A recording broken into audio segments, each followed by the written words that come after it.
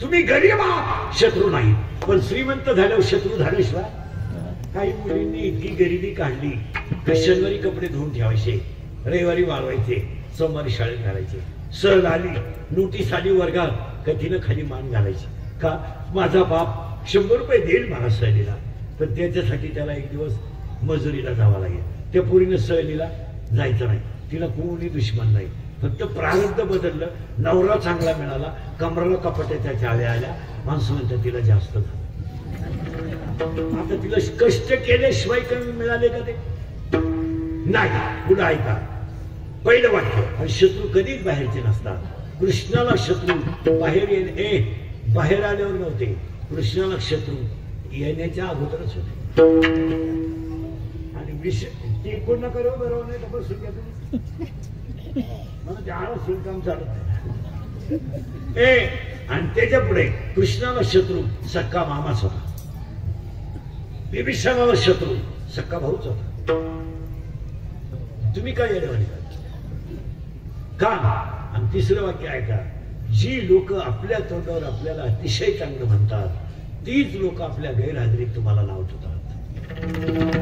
तुम्हाला वाटतं आम्हाला लोक मानतात, सोडून द्याविषयी. लोक फक्त तोंडावर गोल बोलतात, पण कामच दाखवतात. तुमचं काय मत आहे? लोक बघतात चांगलं आहे, काय चांगलं, काय चांगलं चांगलं. फ्रीज घेतला, पण ती कंपनी एवढी खास नाही. फ्रीज एकदम चांगला, अख्खं बसर केलं, पण कंपनी इतकी खास. येतो कामावर, पप्पा जबाबाने पाहिला होता ते, म्हणजे आपल्या लोक तो कामावर येतो. आता पप्पाचा बाबत रिटायर झाला, त्याला ते वाड्याला बसतो, तोही कामावर. हे कौतुक नाही आहे, त्याच्या पुढे सरकायचं आपल्याला. आता हे तर बाहेरचे शत्रू आहे, याचा विषय सोडा. हे तर कुठले शत्रू आहे? बाहेरचे. ह्या आपण जाम करू शकतो, पण याच्यामध्ये तुम्हाला 16 शत्रू आहे. 16 एका मिनिटात एक शत्रू ऐकायचा.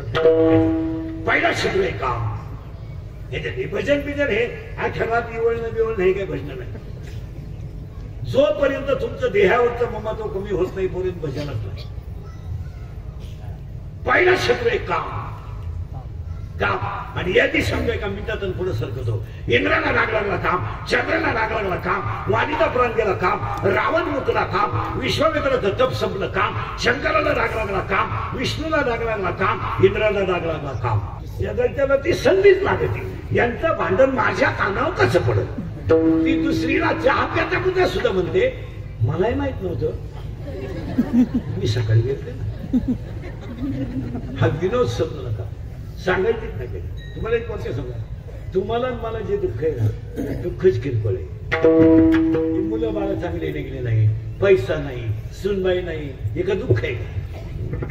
काय दुःख आहे? माझी सुनमा ऐकत नाही. काय ऐकावं तुम्ही तुझं? बरं ती कोणी तुझं ऐकायला? तुझं तिचं काय सगळं? तू असं हलकट हट्ट का धरावं माझं सोनानं ऐकावं? तुझं तिथं काय सगळं? खाली बस रे. काय समज? ती येताना दुसरीच्या घरातून आई, तिने घेतलेला पोरगा क्लिअर आहे. तुझं काय समज? तुम्ही माझी सुन्न ऐकत नाही म्हणून तुला अटक घ्यायचं काय काम नाही. एक तरी विचार सोडून द्या. कोण कोणचा बाप नाही, कोण कोणचा भाऊ नाही. आपण आपला प्रारब्ध आहे, आपला पांडुरंग आहे.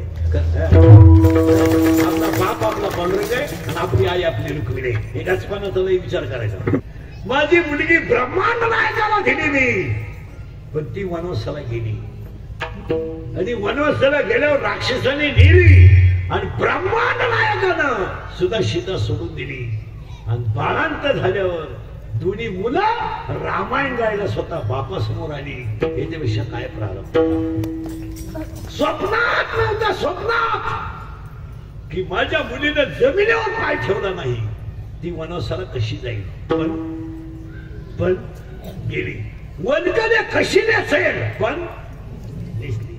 आपल्याकडं काय दुःख आहे? काय हे मुलं बाळ चांगली नाही, भाड्याचं घरी, हे काही दुःख नाही? जगातली कोणती आई आहे, जगातली कोणती आई आहे की स्वतःच्या मुलाच्या स्तनातलं दूध पिताना मुलगा बाजूला करायचंय आणि देहांत प्रायश्चित्त घ्यायचंय. हा इतिहास नाही आहे, कृती आहे. कृती केलाय.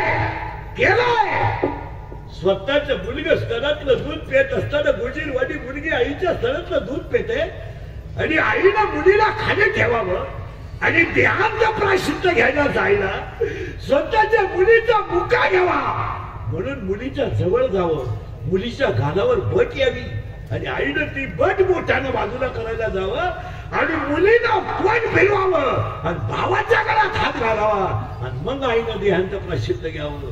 कोणतं दुःख आहे तुम्हाला?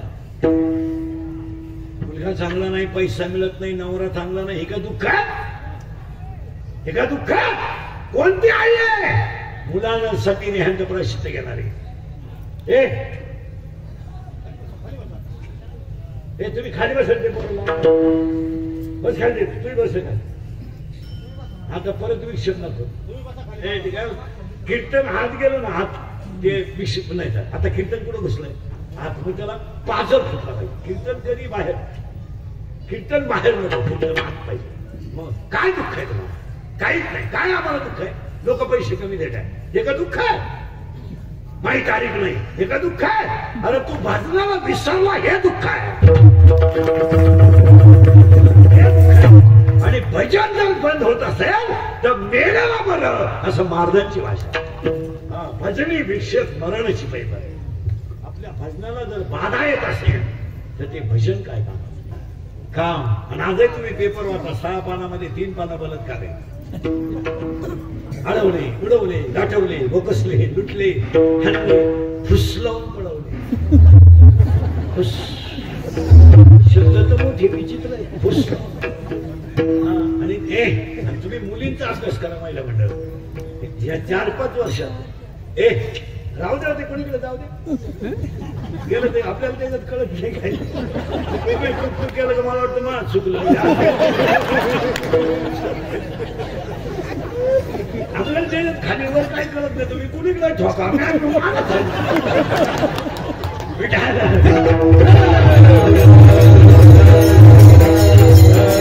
मुलीचा अभ्यास करणार. मुलगी मला आहे, मुलगी तुम्हाला आहे. तळतळीने सांगतो मला, पोरींचा अभ्यास करा तुम्ही. या 4 वर्षात पोरी चांगल्या पोरांना कधीच प्रेम करीत नाही. तुम्ही अभ्यास करा. Doctor, CA, MTech, BTech, DD, PI, API, class 1 अधिकारी, अशा पोरांना पोरी प्रेमच करीत नाही. त्यांना पोरीच्या नादी लागायला. पोरी नुसत्या भंगार पोरांना प्रेम, एकदम भंगरी. थोडा गालात हसला, विषय काढल्या, 2-4 इंग्रजी वाक्य बोलला, बिलकली पोर. पोर काय करते? मोटरसायकल झुलीते आणि रिव्हरच्या मोटरी झुलीते. आणि ही त्याला म्हणते माझ्या डोळ्यात काय नट माझे. हा विनोद समजू नका महाराज. इंद्रिकरच्या लोकांना राग येतोय. मी म्हणजे वाढल्या कोणी झालोय सध्या. अख्ख्यांचे घोडे एकटाच असा माणूस. माझ्या आयुष्यात 30 वर्ष झाले महाराज झालेला. रोज लफडे लोकांना पुढे सुरू. आज बाईला बोलला, उद्या गड्याला बोलला, पण तळतळ येते मला, बोलू नये, राग येईल बाईला म्हणतात तुम्हाला. पण या 4 वर्षामध्ये जो बाप कधी आयुष्यात रडला नव्हता तो बाप पोरीने रडवला आहे. हटक्या कपड्यात राहिलं पण रडला नाही, भाड्याच्या घरात राहिला पण रडला नाही. पण मुलगी पडून गेल्यावर घरचा रडला. आणि रडणारा बाप पोलिसाला म्हणतो माझी मुलगी सापडून द्या. पोलीस होतं तुमच्या डोळ्यातलं पाणी पुसावं की तुमची मुलगी सापडेल. आणि मुलगी सापडून पोलीस सापडून आणली आणि बापासमोर उभी केली तर त्या बापाच्या डोळ्यातल्या पाण्याच्या धारा पोलिसाच्या पायावर पडल्या. रडला. आणि रडणारा बाप म्हणतो मी माझ्या आयुष्यात काही करेन पण माझी मुलगी मी कधी दुःखी करणार नाही. त्या मुलीनं मुलाचा नाद सोडावा. पोरगी स्पष्ट सांगते माझा बाप आणि माझा भाऊ दुश्मन आहे.